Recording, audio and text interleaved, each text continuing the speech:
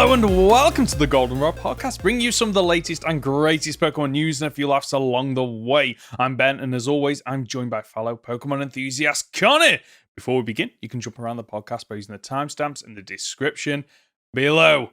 Conor, are you excited to talk about our main subject today? Ish. Okay. So, all right, I'm genuinely in a weird mood today. I don't know if I'm maybe suffering a little bit of Pokemon fatigue. Okay. Which is a reality that as content creators we do face. Yes. So I know where you're coming from, okay? I don't want to be overly negative on this trailer because there were some good parts to this trailer, but it's probably one of, if you can call it a trailer, it's more like a breakdown or a, what's the word I'm looking for? A bit more of a elaboration on what we've seen before. Yeah, it's a 15-minute trailer that just kind of goes over what we already knew. Yeah.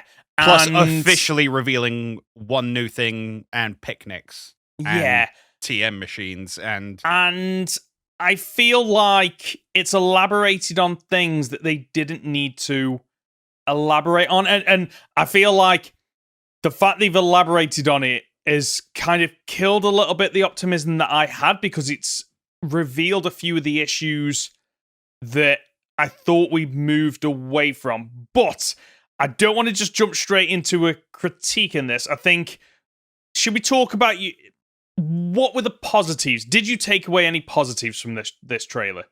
Yes, obviously there are some positives. In fact, before we even get into that, okay, because again, I don't want to do full negativity all the time forever. I want to go back and correct some of the statements we made last week. Okay, yeah, do it. So last week we were talking about the Pokemon Ecological Society video. Yes. And we made a couple of statements that, as it turns out, weren't necessarily true. So the first one is, well, in fact, they both come down to the Seviper. Now, we spoke about that Seviper a lot. I stand by the point that the Zangoose and Seviper fight doesn't look very good and kind of left a bad taste in my mouth. Mm-hmm. The thing I will also say about this video is because of the format, it was very difficult to go back and rewatch it and get like actual study of it. That's not our fault. That's just the format of the video. However, Seviper does have a turning animation. Okay. But it turns 90 degrees and then pivots the rest. Wait, what? So where we were saying it kind of looked to us at the time that it just kind of pivots. Yeah, on the spot like Zacian and Zamazenta do. Which we were a little bit worried about. It's not that bad. It kind of retracts and spins out to 90 degrees and then pivots the rest. So we were kind of wrong, but we were kind of right on that one. I've double-checked it today. That's like a halfway house. Like, either commit to a full 180 animation or repeat the 90 animation twice. Yep. Or just have it pivot in the spot. Why put the effort into animating a quarter turn and not a 180 turn? Anyway, what else did we get wrong? But the one thing we definitely got wrong was those the textures are there on Seviper. They 100% are there. Right, okay. They are very hard to see. And again, we were watching it at low quality and weren't able to actually study it. But I went back and looked at it today and they are 100% there. They are just only within like the light streaks. Oh, okay. Right. Okay, right. So I'm glad that you brought them up. One, because obviously we went into that discussing that video and the podcast last week very raw. I think we didn't have as much time to break it down as we normally do. It wasn't like a YouTube video where you can scrub back and forwards, you can pause it. Like, it's very much a case of you're in for the ride. You can't increase the quality as far as I could see. I couldn't maximize it to full screen. So we will miss out on a few things. So I do want to say thank you to those that I know did comment on the YouTube version of the podcast that drew our attention to a few things. So yeah, are we ready to break down this new trailer then? Yeah. You're talking about positives. So I like the look of the TM machine. I hate the name. I think Technical Machine is a stupid name. Oh, I didn't even think about that. Yeah, there it is. It's a machine that creates technical machines. The Technical Machine. Okay. So, yeah, I also... the way that looks is fantastic. It's kind of gone... It's where the TM functionality in the bag needed to go, where you can see the TMs and the Pokemon that can learn it at the same time, whereas it used to be, you click on the TM and then it'd be, okay, these are the Pokemon that can learn it. I do like that they've improved that. Yeah, they've adopted a lot of elements into it as well. So, for instance, it's, this is the new crafting system. Yes. This is when Pokemon drop items, this is what they're used for.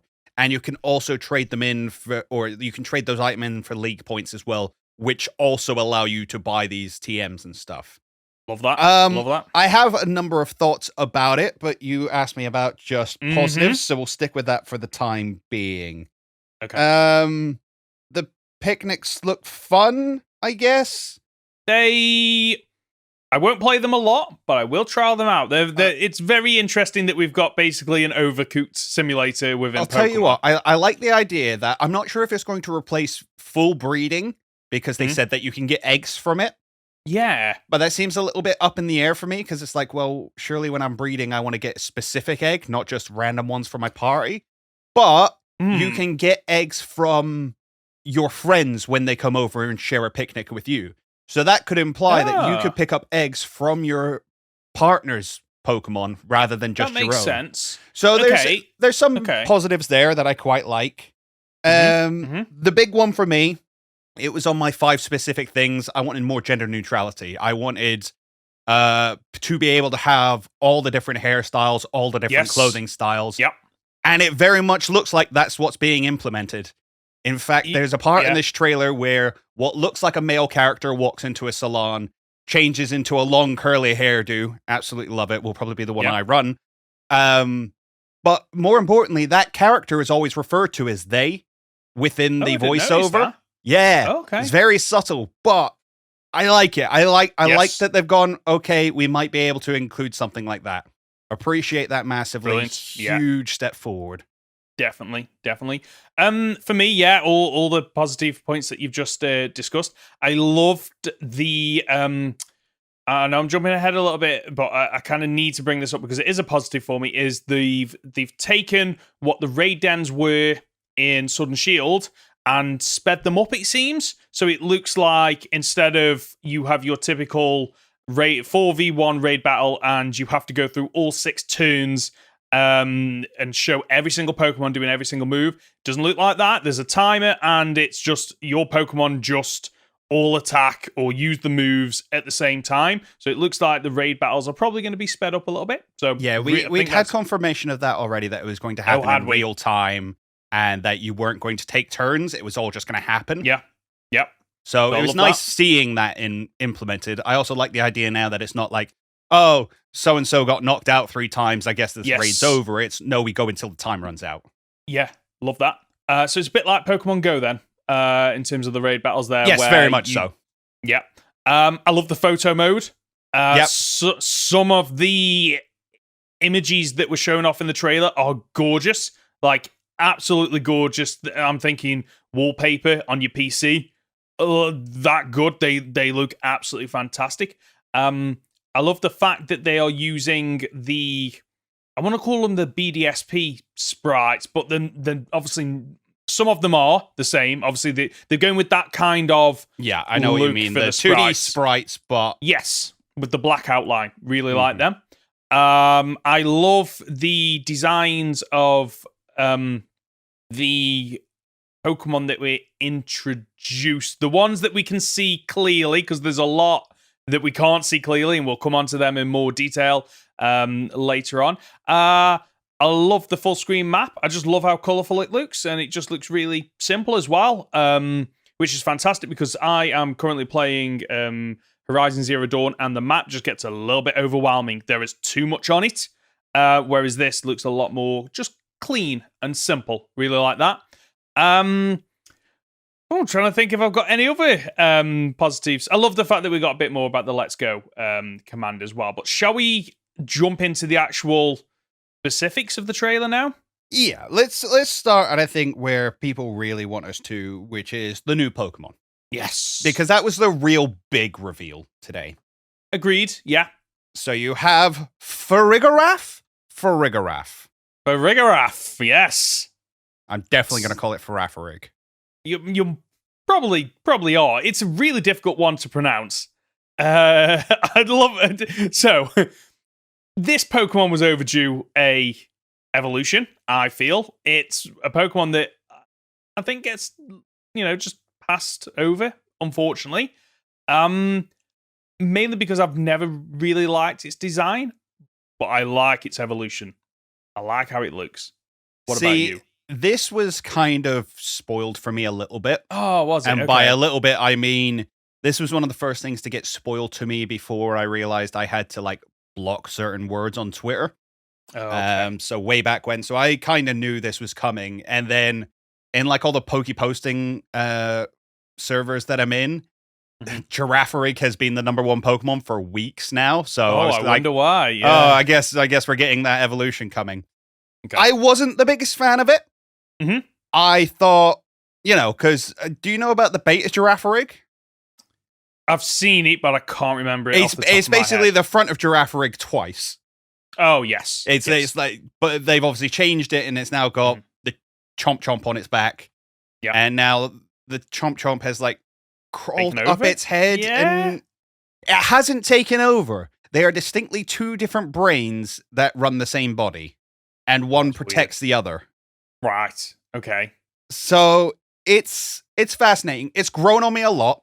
I think seeing the official artwork and more up close screen grabs of it, I really like the coloring around it because I thought it was all that same darker brown, but it's not. It's got lighter hints in it, which I really like. I like the fact that the mouth closes over the head when it's using psychic and things like that, and its eyes glow green. Oh, wow. Okay, that's a nice little feature. I like that. So there are elements of it that have really made it grow on me very quickly. I'm a fan, as you say. Girafarig was well overdue. Some love. Yeah. So yeah, big fan. Definitely. So, did you... I don't know if this has already been released, so I might be coming at this thinking, oh, look what I've discovered, and it's not. Did you notice what I assume is Firdo's evolved form in the menu? Fido's evolved form? Yeah. No, I haven't seen this. I haven't seen anyone talk about this. Oh, Pawmi. Pawmi? No, Pawmi is the new Pika clone. Oh, is it? Oh, okay. I thought it was... Oh, okay. No, Pawmi was one of the first ones ever revealed. Was it? It's Nemona's partner. Oh, how have I've completely missed this then. This has gone completely over my head. Okay, scratch that one. What new Pokemon did you see?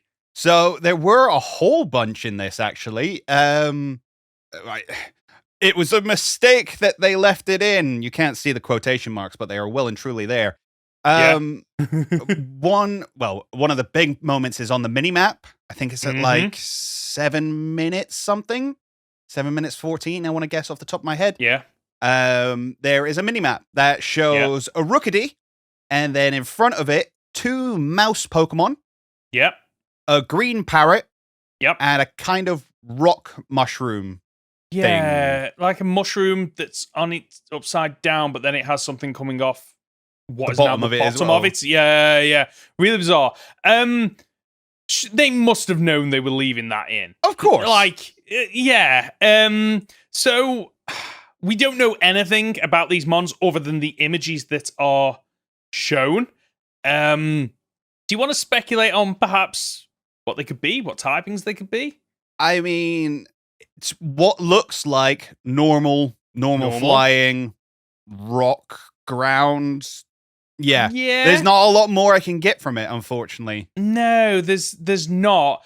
I guess my takeaway from this is those Pokemon that they're seeing on the map. Why are we seeing them on the map because they are wild Pokemon that just happen to be in the local area, just to nudge you along to go, oh, there's a Pokemon over there, go and catch it? I'm not sure, and this is one of the issues I have with this trailer. It's kind of presented to us as a gameplay trailer. and yet they quite clearly removed a lot from it. So this is the only time we ever see anything on this minimap. And we can see what a Pokemon Center, what looks like a fly spot, maybe. Yeah. And then obviously these Pokemon. But we haven't seen that anywhere else within the gameplay footage. So I can't tell you what this is supposed to represent because I've got no context for it. No, true. I'm coming out from the angle of so going back to Horizon Zero Dawn that I was playing in the minimap, and it shows you everything, and they have machines on their map. Like, they are spots that you can go to find the machines. So I can't help but feel that maybe this is similar. That they are perhaps the wild Pokemon that are just, or at least I was going to say the areas of the wild Pokemon, but actually, if they are areas of the wild Pokemon, they're very close together. And why would you have two of the same Pokemon showing on the minimap? Which leads me to think that it is showing just the wild Pokemon that are in your vicinity. But again, it shouldn't be individual Pokemon because, again, I'm still hoping that you should be seeing herds of Pokemon.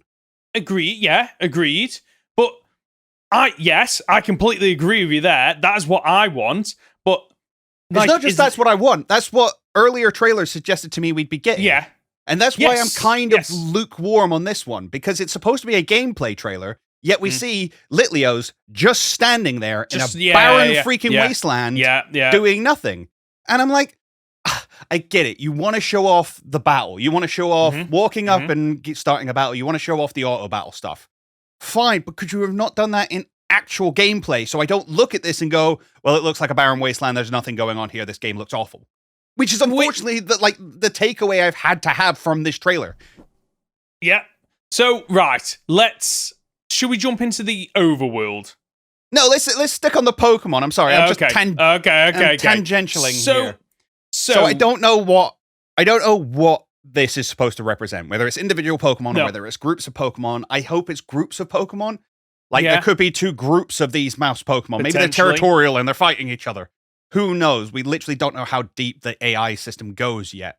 No. You also pointed out a couple of other Pokemon. Yes, there is one more that I've noticed. When you take on the Star Raid camp thing, the Star Road camp, the Fire camp, where you have to do all the auto battles. There is a Pokemon that gets thrown out by one of the trainers towards the back that looks like a baby Ceruledge / Armarouge. So I didn't even notice this in the trailer. It's something that you pointed out, and is it you that added the nice little arrow to it? Yeah, thank you very much. I didn't see that when I watched the trailer, and honestly, I'm assuming when you screenshotted that was 1080p. Yeah, no, it's well and truly in the back. It's so far back. It is tiny to the point where, yes, it does look like it's a baby form of them, but because of the quality, it wouldn't surprise me if it's a completely unrelated Pokemon. I don't know. It's got the helmet with the little tooth coming out the top. It's a fire type. We know those two Pokemon are both fire types and just adorn different armors. It would be really cool if they were on the same level of Hitmontop, Hitmonlee, and Hitmonchan, where they all evolved from Tyrogue, but you give it a different set of armor and it evolves different ways. But obviously, or a better example would be Applin, who we know is in this game as well. So you get Applin and you can give it a different kind of apple and it evolves into Flapple or Appleton. But you only get that kind of apple either in Sword and Shield. So you would give this the armor, but you'd only get a specific armor in Scarlet or Violet. That makes sense. It would also, I completely take your point. Actually, it does make sense. Fire type being in the Star Road, and it's the first one, which is the Fire type one. So that makes sense. That was it for the new Pokemon, right? Didn't see anything else. You got any thoughts on any of these? Any of them that you like the looks of? So, I do love the evolution of Farigiraf. I love that you actually see the Pokedex entry in this, which I love, where it says that it whips its long neck around to headbutt enemies, which is exactly how giraffes They're fight. terrifying. They will ruin your life. They are scary. So I hope we get a custom move that has that animation. I would really love that. It's got 2 custom abilities. Oh, I didn't know that. What are they? So it's got Cud Chew, as in chewing the cud, which allows it to use a berry, and then the next turn, use that same berry again. Oh, okay, right. That's a nice, unique ability. I like that. What about the second one? I can't remember off the top of my head. That was certainly the more interesting one. Give me a second. Let me pull it up. I'm not stalling for time. You are. Armor Tail. Armor Tail is another new ability appearing for the first time in these titles. It makes opposing Pokemon unable to use priority moves. Oh, wow, that's good. Oh, I like that one. Brilliant. So the Pokemon on the minimap, the little mouse Pokemon do not appeal to me in the slightest. Have you ever experienced peeled Pokemon? Have you come across this? this? What's that? So there was a thing, I think it was on Twitter and stuff. There was people doing images of peeled Pokemon, which is like, it shows all the insides. Well, no. You just remove bits of them and show what they would look like without them. Basically, what I'm getting at is this looks like a Cinccino peeled. Yes, I can see. Yeah, no, you're right. Yeah, I can see where you're coming from. Absolutely right. It's just very basic, isn't it? It's a mouse. It's literally just a mouse that stood up with slightly bigger ears. It is very much. You remember Tom and Jerry? Yes. You remember he looks after the little grey one? Yeah. That's who it is. That's what that is. It is. The mushroom, upside down mushroom, whatever, doesn't appeal to me. The bird, though, I'm not gonna lie, I love a good grass flying type Pokemon, so that one does appeal to me. I'm a big fan of the parrot. I am a big fan of the parrot. Just from that single image that we've got, I like the look of it. It might have a little hat on. Again, low quality images, but I think it's got a little hat on. That. Like a little bowler hat off to one side. Yeah, right. I was thinking that, and then I thought, oh no, it can't be. But it can't be the what Pokemon it looks that's like. Yeah, it is. But it can't be the Pokemon behind it because they're just like PNGs layered on top of one another. So you wouldn't have a PNG that's both behind and on top. It makes no sense. So maybe it is a bowler hat or some kind of hat function. I don't know. But it can't be another Pokemon overlaid on it because there's no sprite that is just a small black clump. But the problem is the quality is that shoddy because we've had to take an image and then blow it up. For all I know, it's part of the Pokemon behind it, and the bird's head just literally just drops down onto its beak. I don't know. But I like that the teasing, letting us speculate and do a bit of digging. It wouldn't surprise me if in the next week or two we get more information about these mons. Yeah, probably. I mean, well, you say that, but we're still waiting on any information on the engine Pokemon. Yeah, we are actually. And they kind of maybe showed off the pre-evo for it today as well. Oh, I didn't see what in the trailer. On the big car that Mila rides out on, you've got the big engine at the front, which we've all kind of assumed to be a Pokemon at the moment because there's that official artwork with the tongue coming out. At the back of the wheels, there's another smaller, slightly different shaped engine with the same yellow eye on it. Oh. That I assume is supposed to be like a pre-evo of it. Okay. So, yeah, it would be interesting to get that kind of information. Mm-hmm.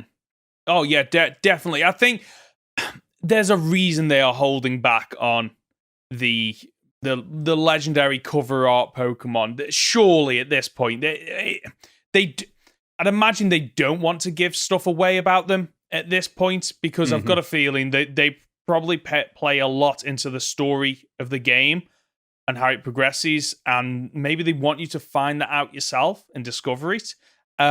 Which, as much as I do have issues with this trailer, again, I've got to praise them for not just going, let's just throw all the information at them and then they will bite. I like the fact that, like the last big trailer we got, they don't seem to be going past the first checkpoint for each of the 3 different ways to play this game. We've still only seen the first gym. I know we've seen a little bit of the ice type gym, but not a lot of it. And then we've only seen the first Titan Pokemon, the Crab Cliff Pokemon, whatever it's called. And Cloth, that's it. How did I forget that name? It's just so dull. I love it. And then obviously the Star Road or whatever it's called. I do love the fact that they haven't gone overboard and trying to shove information down our throat. So I have thoughts about this. And yes, I like the fact that they are holding back. I'm very happy that they're holding back and aren't giving away all the new Pokemon and all the new mechanics and all everything is just out there for everybody to see. But I still feel like they're adjusting what we're seeing and taking parts out of it. Yep. So what they're showing, it's difficult to say this, right? So either what they're showing us isn't the final product because they've purposely removed bits from it. Which sounds like a really stupid statement because why would you do that? Show me what I'm going to be buying.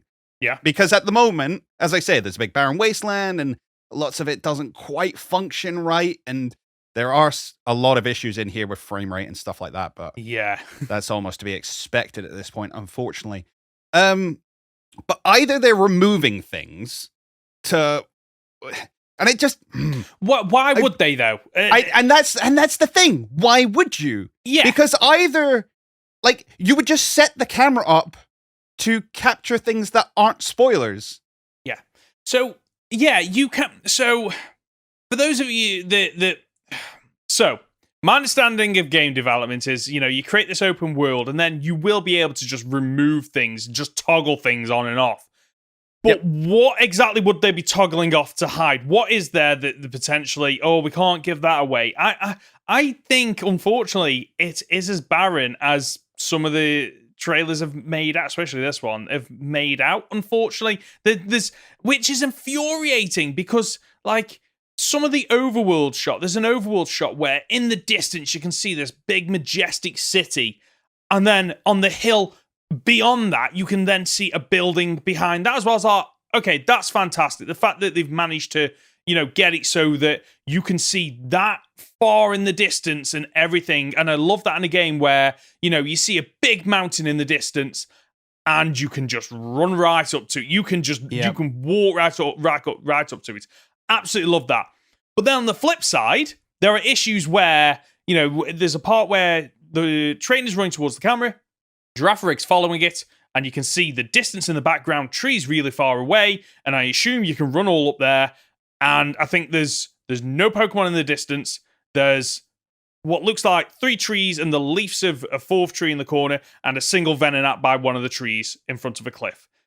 That is disappointing. That points to what you're saying, that you should be able to see Pokemon in the background, trainers running around, items just on the floor, rocky formations. Yeah, I should be able to look at a thing and be like, there's something interesting over there. There's something over in that direction that's worth me exploring. Yeah. Yes. And I can see it from here. Yes. Now, Pokemon has always had an issue with draw distance, especially once they got into the 3D era of like Sword and Shield and Legends Arceus. The pop-in of Pokemon has never looked good. No.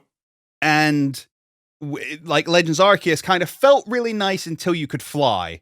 And then suddenly you realized, there's literally an area around me that gets pop-in. And I can see this field of grass in front of me appear as I fly forward. Looks a bit jank. So we get that in this, though. And it's not even flying. We are running. And literally the grass pops in, loads in a few seconds before you reach it. Like, it's not even like it's in a distance and it's lower res, and then as you get to it, it increases the resolution, which I know is a thing in game design. It's a way that in the olden days with overworld, with open worlds, that they were able to make it so that you could, quality was improved in. I think one of the first games that ever did it was Spyro the Dragon. Yeah. Because it was a case of like, you can stand atop this building and you can see out over there, and you don't need to see in full detail what's there, but you can see the shapes of buildings and stuff like that. And as you fly closer towards it, the level of detail will increase. Mhm. It makes sense.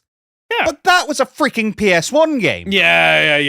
Like- No, I completely agree. They're not helping themselves. I don't understand. They're not helping themselves. And I don't want to come into this being really negative, but I do want to be critical when there are reasons to be critical about a game that is coming out in 2022 on hardware that has been out for several years now. That the developer should, Game Freak should be like, okay, we've got to grips with this now. It's the fourth Pokemon game they made for the Switch. Like, Let's go, Sword and Shield, Legends Arceus. Yeah, fourth game. So at this point, they should have the hardware and understand the limitations nailed down. And I look at Breath of the Wild, which wasn't even developed on the Switch, by the way. It was developed on the Wii U, which was a previous generation of consoles, and that looks better than this. But it also had 6 years in production. Yeah. No, At you're right. least. Yeah. So is that the sole issue though, or is it again we come down to the case of our Game Freak just not competent enough to pull this off? And it upsets me so much having these discussions that, like, I don't like being negative about this franchise because I love it. I love it. I absolutely love it, and I will buy this game, and I will enjoy this game, and I will find so much to love about it. And I can tell you there will be lots to love about it. Yeah. That doesn't mean that the issues aren't there, and we shouldn't. Agreed. You can't just sweep them under the rug. They need to be spoken about. They need to be addressed. Otherwise, you just end up pretending to yourself like, oh no, everything's perfect. Yeah, great. I couldn't be that. I can't be one of those people that is just a fanboy and will overlook any of the issues, because then nothing, unfortunately, gets addressed. So, speaking of, there is another issue that I do want to bring up, simply because I don't want to come back to this negative point later on when we've moved on. But when the woman is discussing what the Pokemon can do with the Let's Go command, she's like, it can pick up an item. I was like, okay, this is great. And they don't pick up the item. The Quaxley just starts running. Before it even reaches the TM on the floor, it pops up that you've got the TM. But then Quaxley runs past where the TM was. Like, how? And like, I wrote that, and I thought, no, this can't be right. I've misremembered this. And I went back and played it again, and I'm absolutely spot on here. The send out Quaxley, the TM appears in your inventory, and it pops up on screen saying you've got Swift or whatever it is before the Quaxley reaches it, so it doesn't even pick it up. And then the Quaxley runs past where the item originally was and then just stands there. That's not picking up. I'm sorry, that's not. Like, didn't we fix this? Like, wasn't this resolved in Let's Legends. Go with the bushes and the legends? Like, this is resolved. Why are we going backwards? Like, yeah, I don't know. Again, I don't know. And that's not even the one time we are going backwards. TMs, they're single use again, right? They are, but you can craft as many of them as you want. So we'll come on to TMs in a second. We want to get all the complaining out the way, right? Frame rate. Frame rate is a big issue in this one. There were two that really stuck out to me. So let me see if I can guess them, right? You've already mentioned one, which is the Sunflora. Uh-huh. Was the second one the windmill? Oh, I was watching it live, streaming it live, and I gagged. It looks awful. And I'm not frame rate sensitive. I will play games. I will play AAA games at 30 FPS and think it looks fine. Fine, agreed, yeah. So I think the part that annoyed me the most... So, the windmill, if that was just how it was, in-game... whatever, take it or leave it. I'm not fussed. But what annoys me is the fact that they show it in the distance, and I say the distance, you're in the town already, and it's just like, it's like a clock. It's tick, tick, tick, tick. And then it cuts straight to the, like, cutscene of you walking up the stairs, and the windmill's fine. Like, what? Okay, fine. I get that there might be a bit of lag, or it might be choppy. That's fine. don't then draw people's attention to it by having two separate clips next to one another where it obviously shows that it shouldn't be, choppy. It should be a smooth transition. Like, what? I'm just really confused, but I'm just so confused by why they would choose to do that. And which is a shame because I love a good windmill. Like, they fascinate me. And seeing them in the city and walking up to them, I'm like, that's gorgeous. Love that. But then seeing it all laggy and choppy is terrible. And then the Sunflora, like, what is going on there? Like, that's a whole event as well. Yes. Where it's like, go around and collect all these Sunflora. It's like, guys, if you can't make that happen, don't. But I thought it was just when all of them were on screen at the same time. But it's not. You walk up to that one on a plant pot, and it but it's like, I've had a seizure. I know what they look like, and that Sunflora is not well. So, like, I know we've had this issue before with the Pokemon, and they're a little bit choppy, and the frame rate drops when they're in the distance. But that's when they're in the distance. Fine, I can accept that with the limitations of the hardware or the software or however they put it together. But you are stood right in front of it. There shouldn't be an issue. And I did see a comment about somebody saying, okay, chances are it's, there's still a month out. It's just not fully optimized. Surely that should be done by now. It's only a month out. Yeah, exactly. That was my thought. I was like, okay, it depends on how you look at it. Yes, you could look at that comment and go, you know what? They're right. It's not optimized. They've still got time to, update it and tweak it. A month is a long time. But then on the flip side, it's like, no, this game should be done by now. It should be literally just fine-tuning a few little things and literally, as you said on a previous podcast, getting it onto the game cards, getting it out there so it's ready for distribution. I honestly think those choppy bits, we're getting them in the final game. Oh, absolutely. At this stage, yes. And the thing is, like, I'm still not seeing anywhere on these trailers anymore that says game footage is not final. Yeah, it's... So we have to assume that... It's final. This is it. Yeah, this is as good as it gets. This is what we're getting. What else was that I wanted to discuss? So let's go back to. Go on. I was going to say let's go back to TM machines. Yeah, let's touch on the TM machines. The TM machine. Okay, so do you like the fact they're going back to single use? I'm not opposed to it. Okay. I think it incentivizes going out and catching or fighting lots of Pokemon, which is always a positive. It was one of the good things about the crafting system in Legends Arceus, going out, finding rare items, beating Pokemon to get their item drops and stuff like that. It feels very RPG. I'm okay with it. Okay.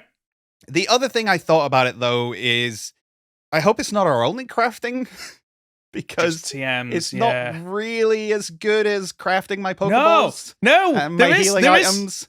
There is other crafting. We can craft sandwiches. So I didn't want to jump ahead to the sandwiches, but the TMs. So my point of view is I personally don't like single-use TMs. I do take your point, though, that it does encourage the player to go out, explore, find new Pokemon, and get items. What I don't understand, though, is even if they are single-use and you have to craft them, you still have to go out, explore, find new Pokemon. So I don't quite understand why they needed to be single-use. I would prefer it if it was, okay, you craft a TM using the items. That then is a TM that you can use whenever you want. And maybe the more powerful TRs are the ones that you do need to craft more often. So it's a bit like, I quite like Sword and Shield, where it was a mix between TMs and TRs. But I'm whatever. They've obviously made this decision for a reason, so I'll give them the benefit of the doubt. I'm looking forward to this. The only thing that I don't want is I don't want it to be like other JRPGs do, where it's like, okay, you've beaten a Pokemon and it has a 5% chance to drop this item, a 20% chance to drop this item, a 50% chance, because then I'm like, okay, this is just busy work at this point. Surely the Pokemon should drop all the items that I need. Okay, here's the other thing that really stuck out to me and really worries me. and I want to get your opinion on it, and I want to see if I'm reading this the wrong way. Okay. TMs can be made using League points, LP for short, and materials dropped by wild Pokemon after battles. League points can be obtained as you advance the story, or by trading in materials from Pokemon. Okay. League points can be obtained as you advance the story. That makes sense, yeah. I'd imagine you get them from gym battles, maybe gym trainers. Or you just get them at random points. And is that the only way to progress the story, then? Is through the gym and the league? Because that's the only way to get the league points for TMs. Well, that's this says that league points can be attained as you advance the story. Are you saying that you get league points from taking part in the league, which advances the story? Well, what's the point in the other two paths then? Are they not going to advance the story? Am I reading too much into this, or am I like I need to know if I'm going mad here? So I've always seen it as they are probably expecting the player to do everything. I don't think they have developed this game with 3 different ways to play that then end up with 3 different story beats depending on... I'd imagine the way they work is they all merge back up at the end, and it's expected that you've done the majority of all 3 paths. Which isn't how it was sold. That's not what they said. They said I can advance the story in any way I want. I guess we'll see. I don't know. It was something I read, and it kind of stuck out to me, and I was like, I need to bring this up because it freaks me out a little bit. Yeah, I think I've played enough open world games to know that I think the path that you take, the story is going to play out exactly the same. I don't think it's going to change. I don't think that, if you go down the gym league route, it means that there are certain characters you'll never see. I'm just speculating here, but I can't imagine you go down the gym route, and if you go down the gym route, it's like a typical Pokemon game where, oh no, the bad guys are trying to get the legendary Pokemon. Oh, okay, you managed to beat it, blah, blah, blah. If you go down the Legends route, then, okay, right, well, there's a brand new legend Pokemon that no one's ever seen before. Oh, well done, you've completed the game. Or you go down the Team Star route. I'd imagine they all the story beats are the same for each of them. I can't imagine it's 3 separate stories. I'd imagine it's 3 ways to experience the same story, if that makes sense. Yeah. Again, a part of me is wondering whether it's a case of you can go do the Path of Legends, but you then need to do the Pokemon League. You can go do Star Road, but you then need to do the Pokemon League. You can do Star Road and the Path of Legends, but you still need to do the Pokemon League because that's the only one that actually progresses the story. Yeah, that's where I'm worried. Yeah. Oh, okay. So the other 2 are just they're just quests. They're just extended side quests. Yes. Yeah, I think you might be right there. I hope I'm wrong. I'm hoping that it is, okay, right, you can choose to do 1, 2, or all 3 of these. You can choose whichever one you want, and at various stages. So, you've beaten the first gym, you've beaten the first Team Star base, you've beaten the first legend, the first Titan Pokemon. Okay, here's the story beat. And then you do the second one. Oh, here's another story beat. And and then you get to the end. It's like, okay, congratulations. You've experienced the entire story. You've beaten the game. Oh, the other ones that you didn't do? Well, you can go out and do them if you want. But you've already done the story. Now they are just busy quests. But your point is absolutely right that maybe that's not how it is. And the Pokemon League Challenge is the de facto main story. And everything else are just busy quests that you see on the map and you wander over to and you do them. Like a typical overworld game would be. Yeah. So, speaking of the overworld, no battle transition. So I'm glad we've got that. But there kind of is a battle transition. It zooms in, the Pokemon does its hello, and then you zoom back out and you're in battle pose. Yes, I'm referring more to how we got in BDSP, is the latest one, where it's you're wandering around, then all of a sudden it's your typical JRPG where there's smashed glass or it zooms in or whatever happens, and it's like, okay, now you're in the battle. The battles still take place in the overworld, and I think even when you're fighting the Venonat, there are other Venonat in the background. So, yeah, which I love that. My issue with that, and maybe it's just the Pokemon, Venonat aren't the type of Pokemon that are fussed that you are beating up their friend. But one of the highlights with Legends Arceus was, okay, I'm a bit overwhelmed. I throw out a Pokemon. All right, I'm facing multiple Pokemon at once. How am I going to handle this? Or you would see them run away. They'd be like, no, I'm not getting involved in that, mate, on your own. Exactly. And would turn and run. But it doesn't seem to... maybe we are just seeing a snapshot of that. We're seeing a Venonat battle, and Venonat are just the type of Pokemon that's like, yeah, whatever, I don't care. Like, you do you. I'm just over here chilling. But that's why I'm so wound up about the Litleo that just stands there and does nothing. Where's the Pyroar off to the side with the rest of the pups who's like, excuse me? You attacked my son? I come after you now. Yeah. What do you think of the battle overlay? Is it growing on you? No. No, I don't. I didn't like it from day one, and it still hasn't improved. It hasn't.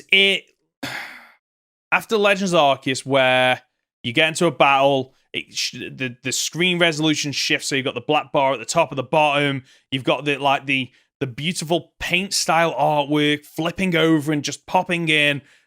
That was like peak overlay for me. They got rid of menus. That was the big thing for me, was getting rid of menus. Yeah. So it was like, well, hang on, I'll just flip round to my items, go across, okay, use that. Flip round to my Pokemon, go across, okay, you're going out now instead. Why did we go back to menus? Yes, that was going to be my point. And like, in terms of menus, this is the one that, and maybe it is just menus are, okay, right, let me break this down to two ways. How they look, I don't like it, but I can guarantee there'll be someone out there that's like, I love how clean it is, how simple it is. Fair point. Like, that's fine. Take it or leave it. There'll be some overlays that you do love, some overlays you don't love, and then some that grow on you. The Sword and Shield one, hated when it first came out, grew on me, absolutely love it now. But then you need to discuss the battle overlay mechanics, all that, in terms of how it functions, which is, I think, your point in terms of it's almost like we've gone back into, okay, now I'm going to look in my bag, and it just takes you away from the battle. Yeah. It takes you away from what's happening on screen. And Legends Arceus, I think, did brilliantly where it's like, we don't need to go into the menu. Like, you can see all your Pokemon. You cycle, press right and left to cycle between your Mons, or you press this button to switch the items, and again, you cycle right and left. Like, I loved playing it like that. When I figured out how to do that, because it was a bit overwhelming at the very start, because I was like, oh, this is new. This is new. Yes. But now I'm like, I love that. Absolutely love it in Legends Arceus. So I'm a bit disappointed that they've not done that again. Yeah, I agree. But again, that comes down to the fact that the two teams working on these games didn't work together. No. Terrestrialize. So the animation's going to take forever every time it happens, isn't it? Yeah, every single time that you see them terrestrialize, it's like, okay, let me just do all shiny and I've got a headpiece and everything else. The takeaway I took from it was that one of the lines they mentioned is any Pokemon is capable of having any of the 18 different types. Yeah, it was nice to have that confirmed. Yes, definitely. So you can get, there's a Jigglypuff in this with the water headpiece. So Jigglypuff, you will be able to find at some point or somewhere in the game every single variant of Jigglypuff in terms of terrestrializing. So that's great. I do like that because it encourages you to maybe go out and, seek out Pokemon so you get the terrestrialize option that you want for it.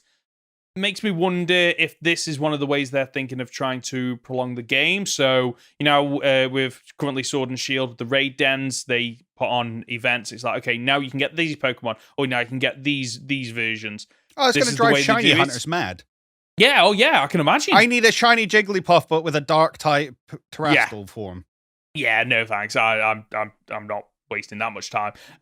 But makes me wonder if eventually they'll do what they did with Sword and Shield's DLC. So I know that before the DLC was released, there was a lot of, if you missed certain Pokemon's Gigantamax forms, you couldn't get them unless you traded for them. And then the DLC introduced a way that you could basically just feed it an item. And yeah, it you give it. every Pokemon the same Gigantamax. Yeah, so I think we'll probably get that. Either I'm not sure if we'll get in the base game. I'd imagine they probably hold it back for DLC. To be honest with you, do you reckon it'll be DLC? I think there will be something to do with a legendary Pokemon that is causing the terrestrialization phenomenon that might maybe allow you. Part of me is like, oh, it'd be really cool if you could use that Pokemon's ability to terrestrialize your Pokemon however you wish, but that would also go against the sort of collectathon aspect of it.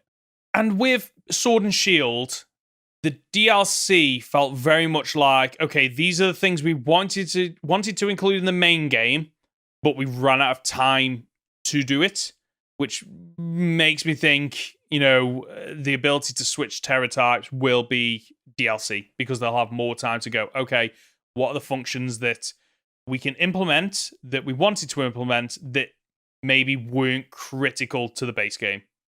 It seems a little bit silly considering they've gone out of their way to make it so that IVs and EVs aren't something you have to hunt for anymore. Different forms aren't really something you have to hunt for anymore. Different, as you say, Gigantamaxes and stuff like that. Our abilities and natures was the one I was thinking of. We've got mints and capsules and stuff like that changes all that for you so you can have the Pokemon you want. Are they now going to throw back in something where you've actually got to go out and collect them? Because as far as competitive's concerned, this is going to be huge. Oh, the Terra type of your Pokemon is going to drastically change its capability. Oh, agreed. Like, I cannot, watching the Pokemon Worlds Championships was fantastic. I dread to think what it's going to be like with this now because you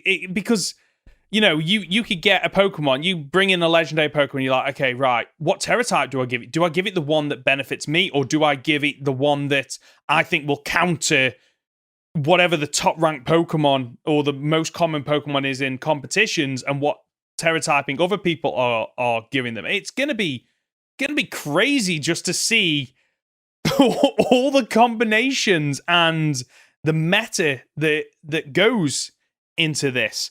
It's gonna be really interesting. On the note of Terra types, yes. Well, we're still on it. Mm-hmm. They're in the overworld. Wait, are they?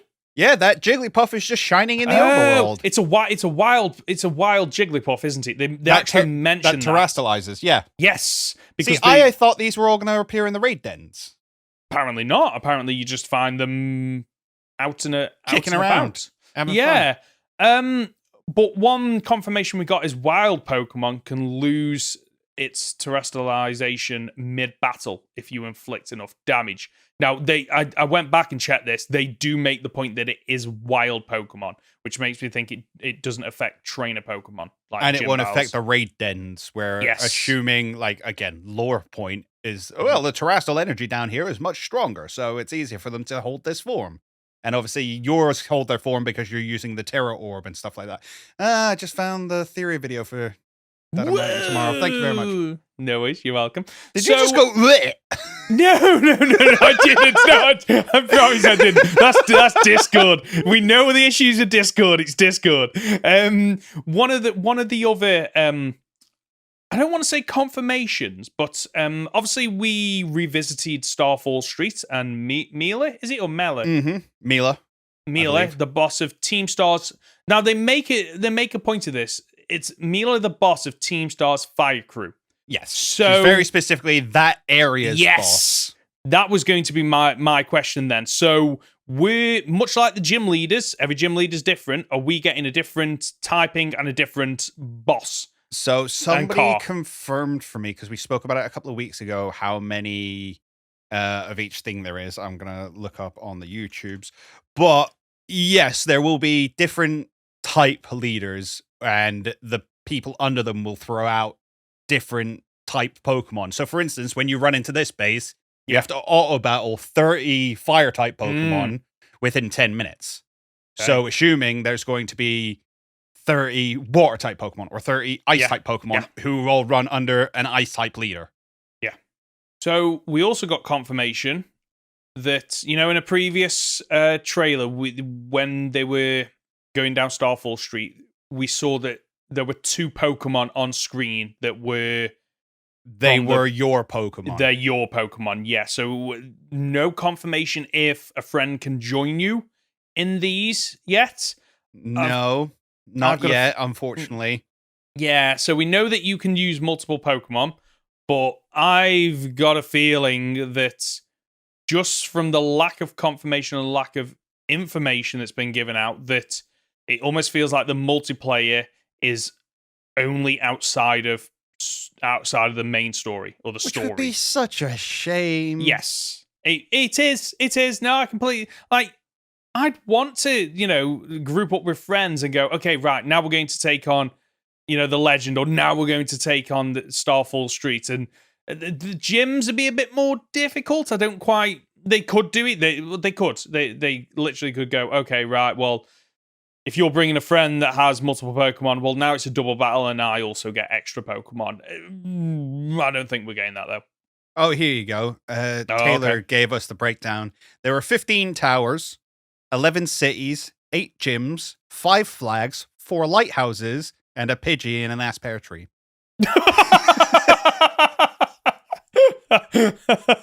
Brilliant. Absolutely brilliant. So I've got to clarify here. The numbers that you gave, other than the Pidgey, are they legit? Yes. No, I double checked that math on the large scale map that we got. Okay. So let's just quickly break that down. 15 towers, did you say? Yes. So when we say towers, are they what are they? We're talking about the towers that effectively we assume hold the Herba Mystica.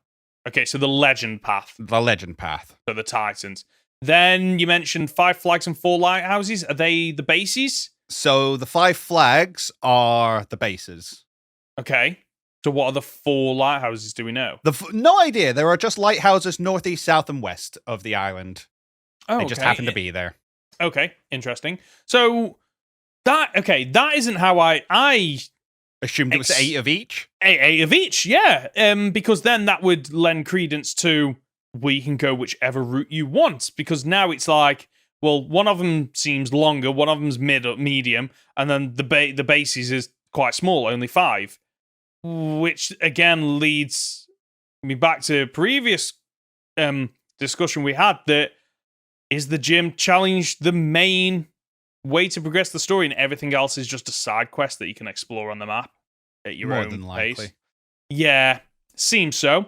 There is one thing in this trailer that I think just stood out to me the most, is you can build a sandwich. So Cooking Mama, the Pokemon edition. Yes. Who is asking for this? Who wants...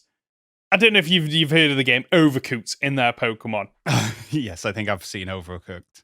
Which is brilliant. Well, I mean, we've already got Nintendogs, where you can play with them, and you can wash them, and heal them up by washing them, and they're going to get dirty by wandering around in the snow, and you have to clean them, otherwise they won't be your friends anymore. Oh, but they will be your friends, though, won't they? I have no idea. So, I would care a lot more about this if the story was impacted or the Pokemon you had played a part.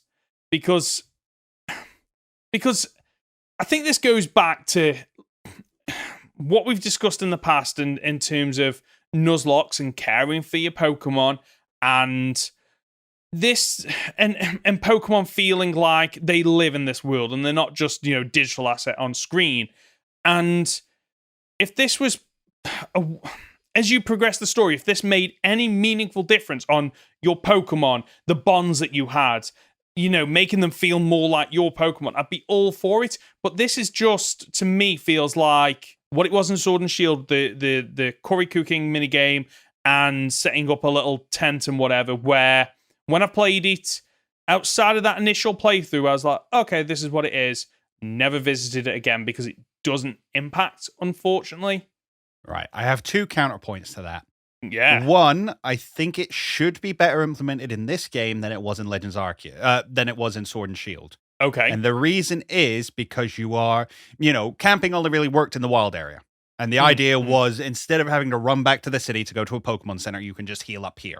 Yeah. But you were never really in the wild area for that long. No, you weren't. You passed through the wild area more often than not. Yeah. Whereas in this game, the vast majority of it is wild area. Okay. You can go out into the mountainside and just spend time out there. And, Legends Arceus was the other game where it was like this, where you could run around for ages out in the wild, and you'd constantly have to return back to the campsite to heal your Pokemon up. It was kind of annoying. Yeah. The ability to do that on the go is really, really cool. Mm-hmm. There is the ability to, again, increase the bond with your Pokemon. Their friendship will increase if you, wash them and play with them and stuff like that. So there is that element to it. But more importantly, there are stats that can go up via the food. Mm-hmm. And it's not Pokemon stats. It's like catch rate goes up. Yeah, so the one encounter rate and stuff like that. Yes. Okay. Which is huge because that's more equivalent to like Monster Hunter, where before you go out, you eat a meal yourself, and then you have certain buffs going forward. Yeah. Really cool. I really like that aspect. Okay. How often I'll use it? Yeah, I think for me, how often I use it will depend on whether or not it heals my Pokemon. It does. If it heals my Pokemon, well, I don't need to. Like you said, you have brought me around on this. Actually, you've made two really good points there, and I think the thing that got me was Legends Arceus and thinking, oh yeah, there were times where I was just out in the middle of nowhere, but Pokemon were a little bit, on the ropes. I want to keep exploring, but I've got to travel all the way back. Whereas if I could just, pop up a tent, fully healed, and you can go off and explore again. If we can do that, then yes, I will use this a lot more. And therefore, if I'm doing that, maybe then I, will do the cooking mini game and whatnot. Because, like you say, it gives you buffs, which I don't think you got in Sword and Shield. It was literally you could throw in some berries and then you had a chance at a medal. And I don't know what, if any, difference that made to the game. I don't think it made any difference to the gameplay. Not really. You could complete your curry decks and that was it. That was it, right? Whereas this, okay, right. Yeah, you've brought me around on this. I wasn't fussed about it. And the idea is that you go into town, you buy all your ingredients, you take those out with you, and then you decide what ingredients you want to include in each sub, and then you make it as you go. I will say, it looks really bad. Yeah, it does. That is the bread. It's the bread for me. And it was the bacon. It was the bacon that I was really like, oh, that looks like a stale bit of cardboard. Yeah, which is a shame because anime food is always amazing. It looks great. Yeah, lean more into that. It's like they've tried to. If there's a sliding scale between food that you can tell looking at, that's not real, but it looks good, and then this other side where it's realistic looking food and it looks good. They've kind of gone somewhere in the middle, and therefore it just doesn't work. You look at it and you think that doesn't look nice in either realistic or anime looking food. It looks fake. Yeah, not only does it not look edible, it doesn't look eatable. Yes. Yeah, exactly. Yeah. No, you're absolutely right. Yeah. It's not that you wouldn't want to eat this. You couldn't eat this. Yep. So, okay, let's wrap up the trailer then. For the next trailer, what do you want to see? I want to see those Pokemon in the wild. Just show me a clear footage of wild. It can be the first freaking route of all the Pokemon you've already revealed. Yeah. Just show me them.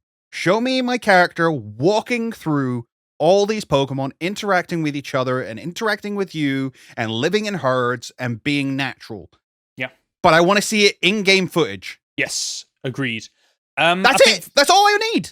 Yeah. No, I'm completely on board with you. I think for me, they've touched on the multiplayer, but the information they've given us is very threadbare and open to interpretation.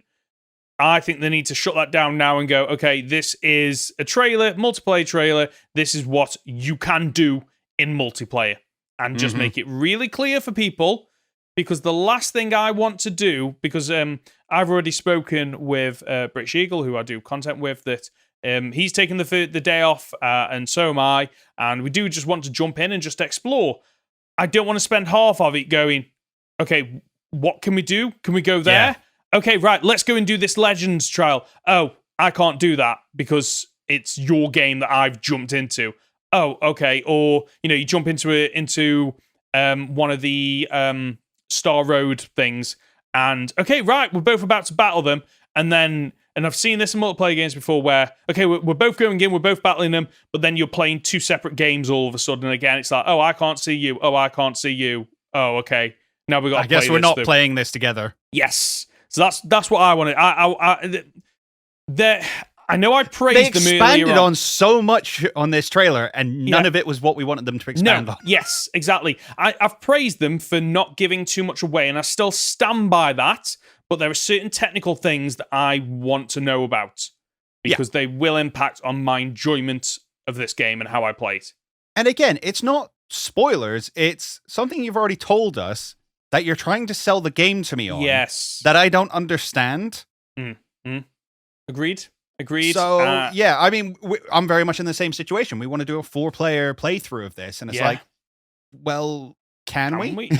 Yeah. What can you actually do? Is it literally just, you can run around the same wild area, you can catch Pokemon, you can trade and battle the other 3 people that are with you, and that's it? Potentially? That feels very gross. I don't like it. I don't like it if that's the case. I can very much imagine it being the case. I don't think that's good enough. Agreed.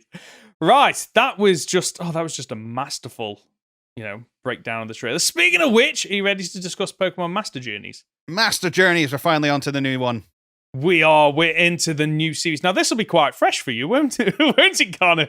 Yeah, well, I to get clarity for that, so I completely forgot to watch these episodes.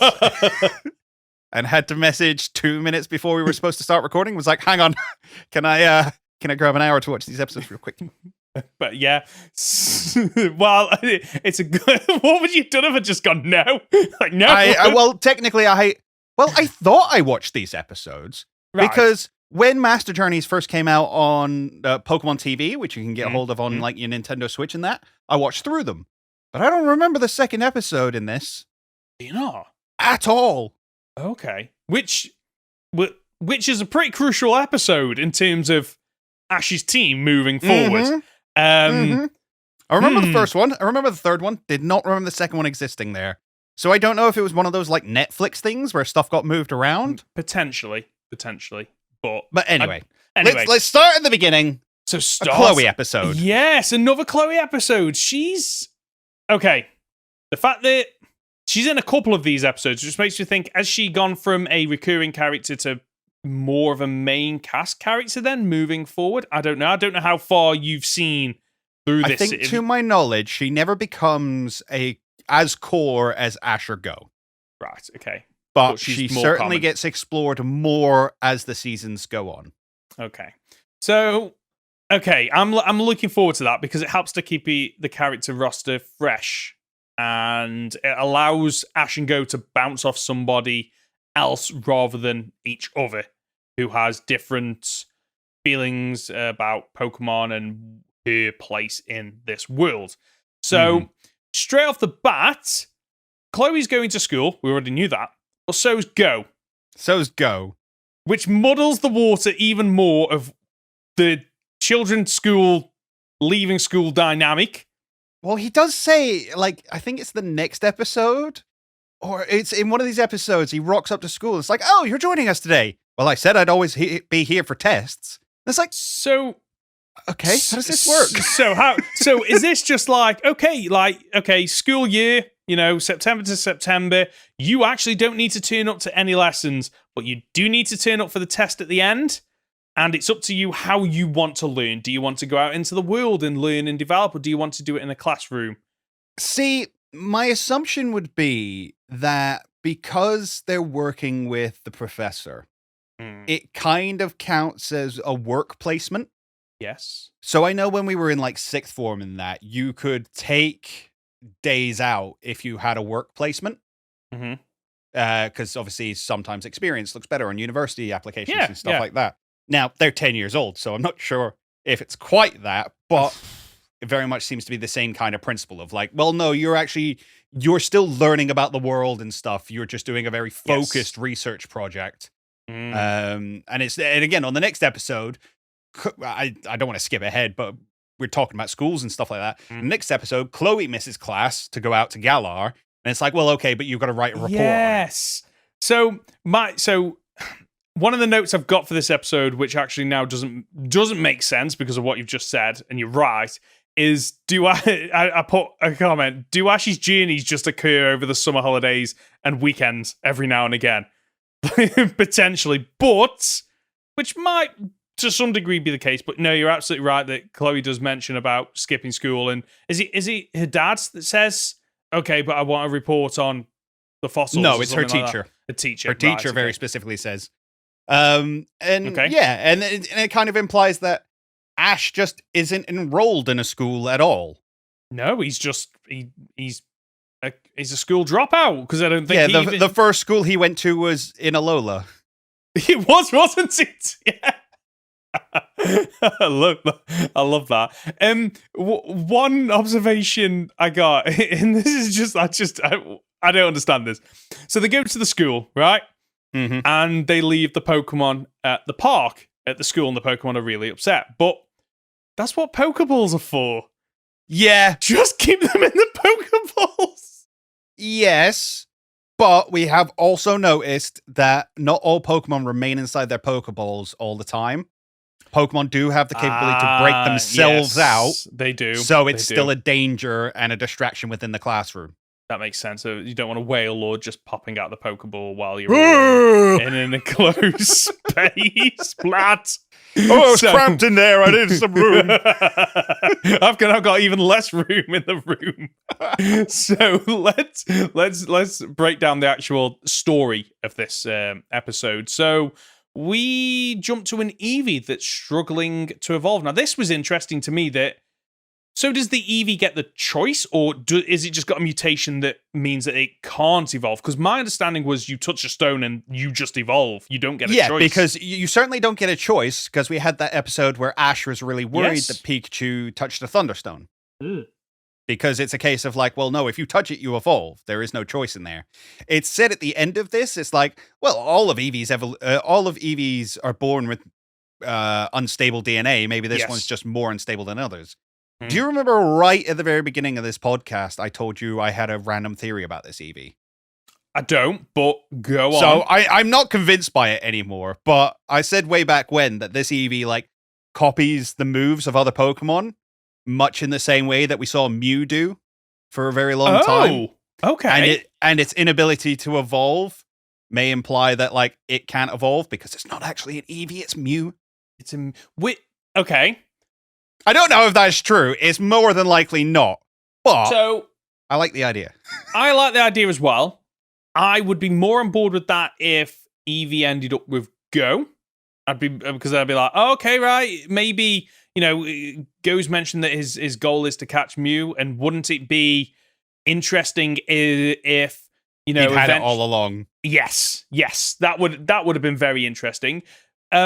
Another theory which doesn't make any sense anymore, I'd imagine, because, we are a season and a bit before this, that if I was watching this at the time, I might have been thinking, oh, is this because we're getting a new variant of an Eevee, a new evolution, and they're going to confirm it in the anime? That thought. The amount of videos and the amount of people being like, we're getting a new Eevee! We're getting a new evolution! Confirmed new evolution, because Eevee's being weird, and Chloe and Eevee are getting an episode, so we're definitely getting a new evolution, and it's going to be Scarlet and Violet. Wasn't true. Yep. Okay. So back to the school then. We've got Team Rocket back again, and I love that the Meowth standing on Wobbuffet's head. It's literally the 3 kids in a trench coat meme. I love that. I absolutely love it. Meanwhile, we've got the scientists are trying to track down Eevee, who's escaped. And I'm jumping ahead a bit. No, I'm not going to jump ahead a bit. Like, you think these are bad guys, aren't you? Don't you? Yeah, You're absolutely. led to believe that they're bad guys, which, okay, fine. I understand from a story point. You're supposed to be, these are the bad guys. But they are very nice people. They are acting really mean, and the things they are saying are not stuff good guys would say. Or is it Chloe overhears him say, "Once we catch you, you'll never escape again"? And it's it's like that's not something you say, nice. is it? That's very mean. No. Well, I can understand why the Eevee ran off. So one thing I did like about this actually is that Team Rocket again trying to steal the Pokemon, and Ash rocks up, but Team Rocket are prepared for it. Yeah. I love it. Just leave a hole knowing that Ash is just going to run head first. I love it. But this is obviously just a ploy or by the writers to give Chloe her moment. Another chance to shine with Yamper once again. Big up Yam Champ. Good old Yamper, I'll tell you what. And it gets to face off against the Pelipper. I didn't expect this. I just did it. I was like, wait, this is where we're going with this? It was just because the machine comes down, the machine doesn't work. And then the Pelipper just comes in. I was like, they're not going here. Oh, they're going here. They're going to use the Pelipper. Brilliant. Very good. I loved Very it. good episode. It was, yeah. So Eevee hasn't evolved, but it can apparently use Spark, and it's explained that it's because it's close to Yamper, which is an electric mon. Now, I double-checked. It can't learn Spark as of Generation 8. So no. This ties into it's an unusual Eevee. Yes, something's but different. There is a move that Eevee can learn that would make sense in this instance. Mimic. Oh, okay. So Eevee can learn Mimic, which would allow it to mimic moves of Pokemon around it that it's seeing. And we see it at the very beginning, mimicking the Sylveon, trying to mimic the Vaporeon in their movements and stuff like that. But I like that. But I also kind of like the idea of, I like the theming that they've done here. You know, they've set Chloe up as this person who doesn't know if she wants to follow in her dad's footprints. She doesn't know if she wants to set her own way. She doesn't really know what she wants to be. Yeah. And she's got this Eevee who doesn't know what it wants to be, so refuses to evolve yet. And it's like, that's really cute alignment, and I like it. I like that as well. I didn't pick up on that. That's a great point. The only comment I've got, why does Chloe's Rotom phone sound so human compared to everyone else's? Did you pick up on that? No. Listen out for it the next time. It's really took me out of the episode. I was like, wait, what? And I had to play it back, and I was like, it does sound like a human. Compared to, like, Rotom, Ash's Rotom has that kind of... They just didn't put the filter on it. Maybe that's right. It's just a little bit weird. Should we move on to the next episode? Yeah. Pinch of this, a pinch of that? We go back to Galar. Now, when we went back here, I knew where this was going because I play Pokemon Masters and it spoiled it for me. There was an event running about a month back where you got to fight against Ash and his Pokemon from his current team of Pokemon for the Galar region. And yeah, he's got a Dracovish in that. So I was like... And to be fair, Ash's whole team that he's taking to the Masters 8 has just been released for Sword and Shield. It has. Yes, you're right. So I knew it from that as well, but I knew it from Pokemon Masters first. So the moment we got to see what is it? Caralis? Is it? Yeah, Caralis. She's careless. Just like careless, Caralis. See what you did there. What's the guy's name? Like Brazen? Oh, really? Yeah, it's Brazen and Careless. I love it. So she's not a very good neither of them are very good scientists, are they? How is this legal? Like combining two sets of Pokemon DNA to create hybrids? I mean, it's not ethical, is it? I'm surprised it's possible. Yeah, agreed. Let alone legal. It's just, I was like, okay, right, fair enough. I think one comment. Over the short course of 2 hours, you can blend the bones of two different Pokemon. Just like, what now? I love the fact that she actually points out like the throwing out conventional thinking. Oh, okay, so this is how you're justifying it. Okay. But But once, I like the idea of like is it the Arctofish that because it goes along the bottom of the ocean, its head must be upside down. yes, I'm like, I thought you just put it on wrong. yeah, but apparently not. Nope. One thing she did mention though, and I'm picking up on this now that you've mentioned it, light particles. Yeah, it was really annoying actually because she's like, we turn them into light particles and then don't explain it. They won't Nothing. understand That's it. I'm like, no, give tell me us this more. information. Tell I us need it. That would make sense though if it's like, okay, we've got the DNA and fossil and we turn it down into the very, the very molecules, the building blocks of life, and that is why they are able to fuse these mons, because it basically, you're not merging two Pokemon, you are breaking down elements from two Pokemon and then creating a brand new Pokemon from that. That makes more sense, doesn't it, than combining have you ever fossils? heard the idea of the transporters in Star Trek? Yes, how, like, you aren't the same person that went you get completely broken down to your Yes. atoms, and then new atoms are formed the other side. Yes. Is it actually you or not? When you put a Pokemon in a Pokeball, does the same Pokemon come back out again? Good point, actually, because you're just converting them into Light energy. Yeah. Are they the same Pokemon? And I know the answer, the easy answer is, well, yeah, because like the Pikachu comes out, it's got the same personality and everything. Well, yeah, not, but Pikachu's a bad example, but yes, yeah. That's the one. Yeah. Shippothesis. There you go. Not Archimedes. Yes. No, you're right. Like if you send that Pokemon in, it comes out technically not the same Pokemon because it's been broken down into. Anyway, that could be a whole episode on its own. So we do get to see a couple of the Galar fossils. The voices aren't what I expected them to be, but I love it. Dracovish! I'm just like, what? It's just okay. So somebody had fun in the studio. Oh, they did. They did. It's just like when he said it at first, I was like, what? This is the Pokemon like voice that they're going for. But by the end of the episode, I loved it. And I think part of the reason I love it. Have you seen the latest Thor film? Yes. With the goats. It just just reminds me of that, and I'm all for it. I'm just all for the silliness. But the reviving of the fossils goes as well as you can expect, and typical Pokemon shenanigans kick off. But one thing we do get is new battle music. Yes. Do we? Yes. I can't tell you what was different about it now because I watched these like a week ago. But yeah, I was listening to it. I was like, oh yeah, this is definitely new music, which I like, because that means that, how I've mentioned in the past that you can tell when a battle's about to shift in Ash's or Ghost's favor because the music changes into. They've got a couple of like music beats where it's almost like, okay, you play this music if the Pokemon's struggling, you play this Pokemon if it's about to be triumphant, or it's getting the upper leg or something like that. So you start to predict how the battles are going to end up based on the musical cues. I like the fact that we've got new battle music because it kind of throws that out a little bit. Because you're like, okay, I'm not quite sure what's going to happen now. Ash gets his sixth Pokemon, Dracovish.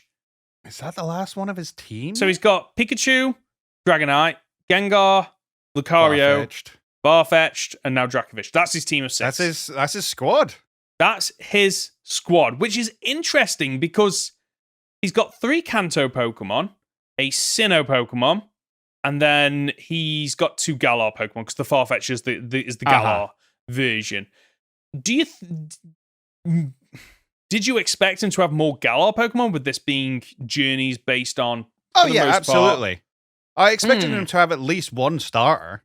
Agreed, because he's always had at least one starter, right?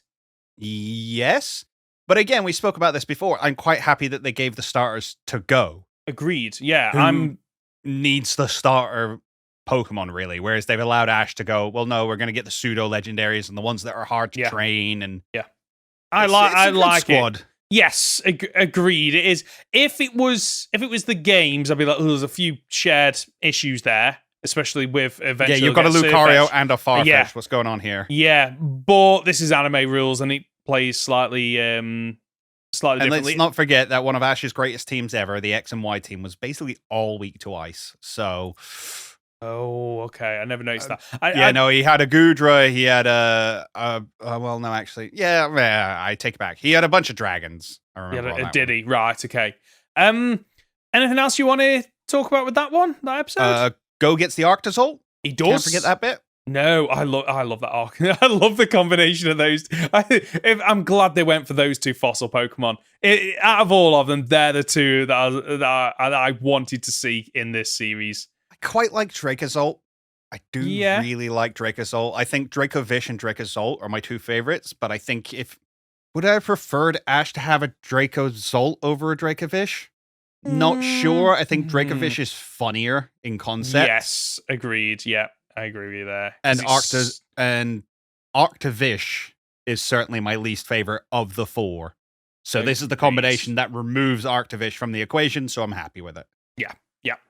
Perfect. Chloe writes a report with Eevee nodding off. Thought that was quite cute. Should we move on to the third episode this week that we're discussing? Yeah. What did you think of this episode? Oh,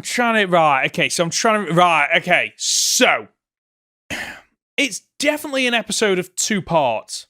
The second part is a lot shorter than the first. Yes. So the first part is the Farfetch'd seems to have issues, I want to say. It doesn't really... it's... Oh, I agree with you completely. It's like, okay, what has Ash got to do to earn this Pokemon's respect?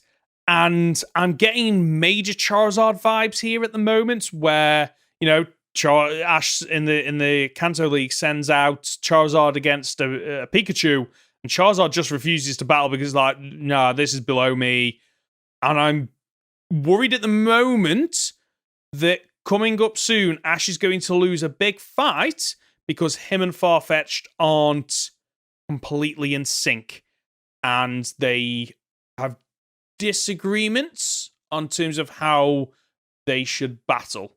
I hope that doesn't happen, but that's I've got a feeling that Ash is going to have a couple of more wins, and then he's going to come up against, one of the big gym trainers from one of the regions, and Ash loses because of that. Which would be interesting. I think this, because Farfetch'd has an attitude. And Ash isn't really addressing it throughout this episode, which kind of rubbed me the wrong way a little bit. It's just like, wow, you are strong, aren't you? You're training really hard. It's like, bruv, he just turned his leak on you. You're not going to, address that at all? What's the equivalent? That's not okay behavior. No, it's the equivalent of, a pet dog biting you. Yeah, or at least snapping at you. Yeah. And it's like, oh, wow, you're really strong. Those are really sharp teeth. It's like, it's not okay. So I had issues with the way it was dealt with, and then obviously he has the big fight. Yeah. And Farfetch'd wins. And the fight looks great. Had great fun with the fight. Good time. Agreed. What I liked about it for me was it was a fight with weapons. Yes. I loved that. I mean, I don't quite know how Elite goes up against an iron girder or a metal girder, whatever it's made of, but fine, whatever. It's Pokemon, Pokemon logic. But I really did like that. And they are confirmed to be weapons. Yeah. Because Girder's steel beam breaks, and the guy just gives him a pickaxe. I love that. And I'm like, what? I on a personal standpoint, that's a really cool and really sweet thing to do. But is he going to be swinging a pickaxe at Pokemon? Taking out Pokemon's ass? Is he just going to be stabbing Pokemon through the head with a pickaxe? I'm not sure that's okay. I honestly don't. I was like, okay, this confuses Pokemon lore a little bit in a way that I don't want to go down, because does that Girder grow? Does he just have to go and find another one? Why aren't we seeing... I mean, that's what's implied, is he has to go get another one. Yeah, I was like, okay, right.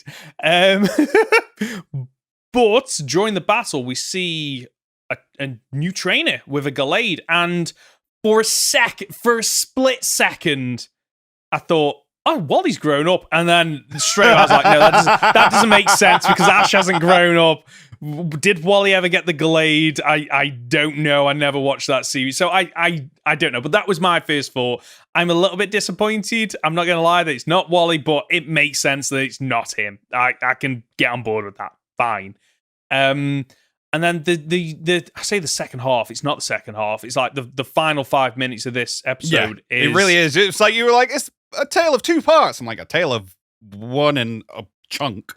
Yeah. But yes, this new trainer shows up and completely ruins Ash, and he's like, well, that's because you're not in sync. Your Farfetch'd has lots of power, but you haven't adopted it yet. I hope you learn your ways. No, but I'm not going to be the one to teach you. I'm going to take you out with a move that doesn't even take down all of your HP. Well, yes! That makes sense. Thank you. So, right. So he offers to battle the Farfetch'd. Okay. Now, he's absolutely right that the Farfetch'd is completely... like, it's untamed. It could get stronger, but the problem is that it is too... it doesn't think. No, it's almost like I am brute swinging my way through this. I am strong. I can break rocks. I can break faces. Yes. And the battle goes terribly. The Gallade dodges every single attack, like something you would see in... Dragon Ball Z. It's just, I'm untouchable. My power level is so above your power level. And then, like you say, it wins. This isn't even my final form. Yeah, exactly. which technically it's not if he wants to Mega Evolve. But then it wins with Full Swipe.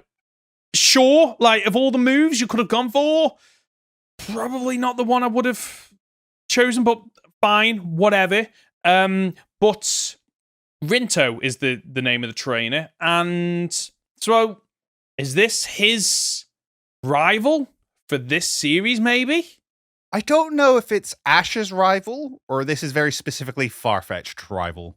Okay, right. It's on that thing of like, it's the same principle as B is not Ash's rival, although she kind of is, because they're both aiming for the same goal, but B is kind of Lucario's rival. Yeah, that makes sense. Yeah, I get that. Yes. That does make sense. So the next time we see, or the next couple of times we see Rinto, isn't going to be, okay, can Ash beat Rinto? It's going to be, can Farfetch'd beat the Gallade? Yes, that makes sense. And I think all this is building up to Farfetch'd evolving. Agreed. I think it's that thing of like, I'm untamed, I'm angry, I just want to hurt things, and I must learn the ways of the night to protect as well as fight. Oh, I have a plan. Attack. What is it? Tony Stark says. Okay, and then the last part is Rinto offers some advice that they need to be in sync, obviously. And Ash does what he does. He takes it to heart and begins training. It takes a leak to train with Farfetch'd. Takes a leak. It's like, well, you use a leak, I'll use a leak, and then we'll be in sync.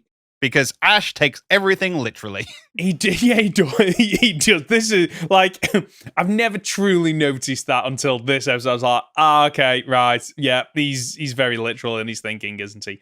I did enjoy this episode. It was a good opportunity to see Farfetch'd shine. And I think, Farfetch'd getting so easily beat was needed. Mm-hmm. Because now he's got room for development. Yeah, I'm not the biggest fan of this Farfetch'd at the moment. I don't like the way it's behaving. It's not... Again, Charizard, we had it as Charmander. And then we started seeing it go that way as Charmeleon. And then it went into Charizard form. And we were like, well, you are the most powerful Pokemon on that team. We kind of get what's going on. Yeah. Farfetch'd, you've not really earned that.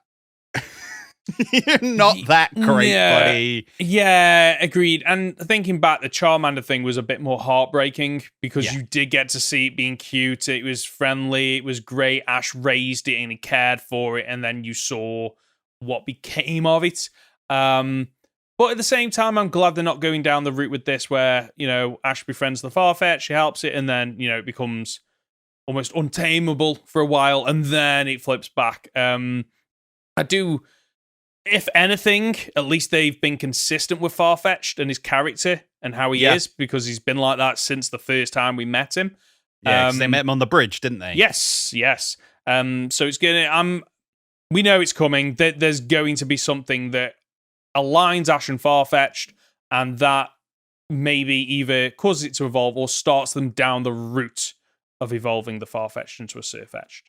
But I'm looking forward to seeing Ash having a Sirfetch'd. I really am.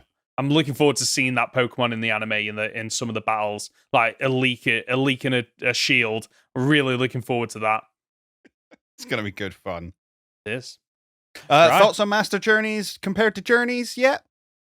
Or is it just a decent continuation? Just a decent continuation. It doesn't feel like, for example, the very original anime where Ash goes over to, it transitions from the just Pokemon to Pokemon Johto or whatever it was called. It just feels like, okay, if I didn't know this was called Master Journeys, wouldn't make a difference. I wouldn't know. It's just it's episode 49. Pretty much. To the point where I don't know why they changed the name, but okay, sure. I guess they had to, though, because like the Eternatus arc was wrapped up, which was the, I want to say, overarching plot. It wasn't the overarching plot, but it was there every now and again. It built up to. So I kind of understand why they've changed the name, but they didn't need to, I don't think. And they definitely shouldn't have called it Master Journeys before calling it Ultra Journeys. Oh, agreed. That's just weird. It's like, who came up with that? That's just ridiculous. Anyway, are you up for playing a game? Are you up for playing a game? I am. So in front of Conor, he has 3 Pokemon with 3 Pokedex entries each, and I have to spot the fake entry. So the first Pokemon for you to guess today is Jolteon. Oh. Its lungs contain an organ that creates electricity. The crackling sound of electricity can be heard when it exhales. Okay. It accumulates static electricity in its fur. The hairs stand on end as it shifts the electricity over its body into concentrated points to unleash bolts of lightning. Number 3. If it is angered or startled, the fur all over its body bristles like sharp needles that pierce foes. Okay. I think 3's a real one. There are both things in the first and second one that I'm unclear on. Like I'm thinking, they don't sound genuine. So the first one was about the lungs and you can hear it from its mouth, and the second one, what was the second one? Was about the energy. Was it bristling or something like that? What was the second one? Static electricity builds up in its fur. The hairs stand on end as it shifts the electricity over its body into a concentrated point to unleash bolts of lightning. Okay. Oh, I'm overthinking this. I'm gonna say 1, knowing this probably 2. You are exactly right. It is number 2. Oh, no, I've done what you do. Just overthinking it. Okay, right. Bring on the next one. The second Pokemon is Flareon. Oh. When storing thermal energy in its body, its temperatures can soar to over 1,600 degrees Fahrenheit. Number 2. Once it has stored up enough heat, this Pokemon's body temperature can reach up to 1,700 degrees Fahrenheit. Okay. Number 3. It absorbs thermal energy from the surrounding area through its skin, allowing its body to reach temperatures of 1,800 degrees Fahrenheit. Oh, you are joking. Are you for real? Okay. Oh, this is cheeky. Okay, right. I think the first one is correct. And the only reason I say that is because my daughter was reading the big Pokemon book, and I swear she mentioned about Flareon reaching 1,600. I swear. Watch me be a bad parent now when you tell me that's the fake one and I wasn't listening to my daughter. So, it's gone between the second and third one. I don't know. I'm going to flip a coin. I think if I was writing this, I'd go for a nice even number, so I'm going to say 2 is the fake one. 2 is correct. Luckily for you, number 1 is also correct. Yes, okay. It was number 3. They never reached 1,800 degrees. So for some reason, going through this, like every single one of Flareon's Dex entries referred to temperature. Yeah. And all of them referred to different temperatures. That's so why? So its body can reach either 1,600 degrees, 1,650 degrees, or 1,700 degrees, depending on who's writing about it. And then like its fire can reach like 3,000 degrees, 3,100 degrees, 3,050. I literally have no idea why, but it fascinated me that they kept changing up the numbers. That is bizarre. Okay, right. Okay, can I get a point in the third and final Pokemon, which is Vaporeon. Oh, what a shock. So the first one is In terms of male human and female no, that's not, no. Remove that. That's not what we were supposed to read. Okay. What? Somebody at home will get that. Number 1. When Vaporeon's fins begin to vibrate, it is a sign that rain will come within a few hours. Number 2. Lives close to water. Its long tail is rigid, with a fin which is often mistaken for a mermaid's. And number 3. The fins around Vaporeon's neck allow it to remain buoyant in water, even whilst asleep. Okay. I think the third one's correct. I think number 1 and number 2 both sound true. I don't think Pokemon has ever referred to mermaids in the games, but I'm probably wrong on that. So that's why I'm going to go with the second one being fake. Okay, the second one was true. The first one was true. Oh, wow. Okay. It was the third one that was fake. The buoyancy thing. Oh, okay. Yeah. I was really proud of that. I wrote that and I was like, well done. I feel good about this one. Yeah, it makes sense because they're quite, like, what's the word I'm looking for? Flimsy, I guess? Like, they're not thick. They're not inflated or anything. That does make sense. So, total of the scores. How many did I get?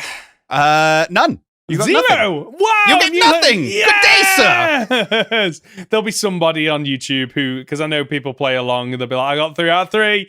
Ben, you're stupid. It's like, this is hard. I love it, though. I love that we do this. So, next week, I'm testing you again. If you're up for it. Of course, I'm always up for it. Right, let's move on to comments and questions. We've got one this week from Tony over on YouTube. If Johto had established its own league, who would be your Elite Four and champion? But because of how long this could be, we're just going to say the champion, yeah? Mm-hmm. Okay. Have you got any ideas? I know who it shouldn't be. Okay, who do you think it shouldn't be? Silver. It shouldn't be Silver. No, that's fair. Because you don't need to do blue again. You don't need to do blue again, but also Silver doesn't deserve to get past the Elite Four because that's his arc. Yeah, that's his learning. That's how he learns. Like, that's his character arc. You're right. I agree with you. It shouldn't be him. Have you got someone that you think it should be? I do. I don't know. Whether it should be champion or not is questionable. But I have an idea for someone, and I think it should be Norman. Okay. As in your father from Hoenn. Okay, break it down. So the idea is that you travel over from a undescribed region to Hoenn so that your father can take over a gym. Yeah. Your father is a normal type gym leader. There is a theory that your sister is Whitney. And Norman was the gym leader of Johto and moved over to Hoenn. So he took a different job, still being a Pokemon trainer, because like he was good for Johto, and he's one of the strongest. Like that is one of the biggest curves in difficulty in Hoenn. So I kind of love to see Norman as a champion, a normal type champion in Johto. Okay, I do like that. I love the Whitney Norman thing that I'd never put together. How accurate it is, I'm not sure, but that is a theory. Okay. Is that a theory that you've heard before? One that you've come up with? Okay. It's one I've heard before. Okay. In terms of who I think should be, the problem is all the main characters that you kind of are introduced to are all the big characters are gym leaders. Anyway, I think personally, who would I like? I'd like it to be somebody who you meet during the game and you just never expect them to be the champion because, you know, when you play through the games and like it happens with Alder, it happens with Steven. And well, in Gold and Silver, it happens with Lance. And then he does go on to become the champion. So there's almost a part of me that wants, like, Lance was the champion. He got dethroned by Blue, followed by Red. Mm-hmm. So he went back to Johto, where, like, the dragon tamers are, and became the champion there instead. I like that. For me, I'd love it to just be someone random that that has maybe, conquered all. He's the best in the region, and when he's not up the Elite Four, he just likes to relax and wind down. Like, I'm thinking of Kurt in Azalea Town that does the Pokeballs, and he's like, yeah, I'm a fantastic trainer, and when I'm on my off days, I just like to relax down here. Like, just to be completely taken by surprise and think, oh, wait, I met you at the start of this game, and I never thought it'd be you, which flips the whole, not issue on its head, but when you're playing through the game and you're constantly being, guided by Cynthia and Steven, and you're like, oh, I'm battling you at the end of this game, aren't I? I know that's coming. You just have someone completely random. We could actually flesh this out now. I'm really interested in like a full Elite Four. So you go... Okay. Right, so you've got like Kurt. I really like the idea of Kurt. The other one is, who does the radio show with Professor Oak? Mary? Mary. You yeah. never meet Mary. No, you don't. And yet she hangs around with Professor Oak on a daily basis, someone who we know was a champion in Kanto. It'd be really cool if Mary was a champion here. Or maybe they do a champion podcast. Maybe that's why they're together. They do a radio show and a podcast together. That's what it is. That's what they're doing. Okay. Who else? Who else is there? Just like kicking around? You've got the Kimono Girls. Yeah. And obviously one of the Kimono Girls went off to be a gym leader in a different region. Wait, what? X and Y. The fairy type gym leader. Wait, that's a Kimono Girl. Yeah. It makes, her outfit. Yeah, okay. She's got the kimono. She's got the Sylveon. Yes, she has. Oh, okay, right, yeah. So yeah, you could have a Kimono Girl in there. That would be really cool. Okay. Who else is there that just kind of shows up or is just out and about, maybe?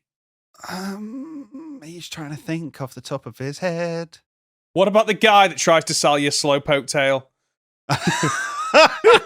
He's just got Slowpoke, Slowbro, Slowking, Cloyster, Shelder. That's his team. That's his team of 5. Like it. He's a water type. He's a water type member. Who else have we got? Is that 4? The guy with the Farfetch'd in the forest, where the kid loses his Farfetch'd, and he's like, "My boss is going to kill me." And it turns out that his boss is one of the Elite Four members. That's why he thinks his boss is going to kill him, because he's like, oh, I've had to bring my boss all the way down from the Elite Four just to help me get past this little tree that I can probably hop. And he specializes in cut Pokemon. Yep. Or Pokemon with blades. So Scyther, Scizor, Farfetch'd, kind of. Okay. So we've got Mary, Farfetch'd guy, Kurt, and the Slowpoke guy. Slowpoke guy. That's how you Elite Four. The Slowpoke guy. What I'd love about that is before you even battle, he tries to sell you one again, and he just gets offended that you say no, and that's when the battle comes in. I love that. Right. It's like... Done. No, you're right. Yeah. We're done. We're done. Tony, thank you so much for the great question. Absolutely love it. If you've got a comment or question, you can reach us by leaving a comment on our podcast on YouTube or by emailing goldenrodpod@gmail.com. So, Conor, before we wrap up, what have you got coming up? Anything exciting? Anything in the pipework? Sometime soon, I'm coming out with a video about Wiglet and what the actual definition of regional variance is. What, in the Pokemon universe, how do we classify what is a regional variant compared to convergent evolution? Absolutely love it. I've not really got a lot on, to be quite honest with you. I've been distracted with other things. That's the show for this week. If you've gotten this far, you're just a top dollar, aren't you? Conor, where can we find you? You can find me on my YouTube channel at Captain Fidget or on Twitter at CapFidget. Perfect. And I'm Ben. You can find me as Professor Hoenn Gaming on YouTube and Professor Hoenn on Twitter and Twitch. As for the Goldenrod Podcast, you can find us on the usual podcast platforms. Search for Goldenrod Podcast or look for us on YouTube. Leave a like if you're watching this on YouTube or a 5-star review if you're listening as a podcast. We'll be back next Friday for another week of Pokemon podcast content. See ya!